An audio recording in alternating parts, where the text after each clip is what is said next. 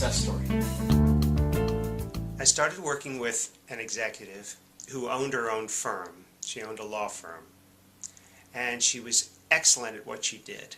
She had a very successful firm, very successful for her clients, a tremendous success rate in terms of getting things settled with the IRS. And one of the things that she had a lot of trouble with was turnover, that the lawyers who worked for her and other employees who worked for her did not stay very long. I think the longest anyone had stayed in all the years she had been in business was maybe 18 months or 2 years. And this was very costly, very expensive. It costs a lot to train up a new person to start over, and it's not good for the culture. People realize no one's been here that long. And she wanted to do something about that. And what I found, I interviewed the lawyers who worked under her, and what I found was that they felt not particularly valued, and they didn't feel very smart around her. They felt like no matter what they handed her, no matter what kind of brief they wrote, she always had some correction to it. It was never okay. And they were surprised at this because at their previous employment, they thought they were pretty bright and people seemed to like their work. But no matter what they handed her, it always came back with corrections needed. And after a while, they just felt like, why should we even try to do a good job with this? It doesn't matter what we put out, we're going to get back that it has to be redone.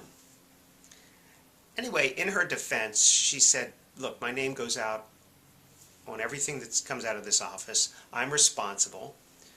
There is a way that I need things to be written, and this is why I've been so successful. And through my coaching, what she got to see was that even though she was correct, and the corrections that she made were probably important, what she wasn't doing was letting people feel like they were making progress. So after a while, she would say things like, hey, you see this thing that you just, come on in here, I want to show you this. You see this thing that you just handed me?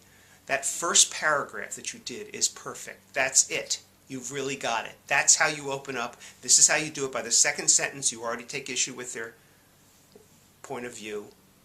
Now, this next thing does need some work, but I want you to know that that first opening, it doesn't get any better than that. That's great. And she started doing that. She started really noticing the places where they were making progress. And it made a big difference. And it actually changed the nature of the relationship that she had with these people. And they started improving even more. So that's a kind of example of a blind spot for her, because she felt like she was correct in her putting these corrections on the papers. And she was.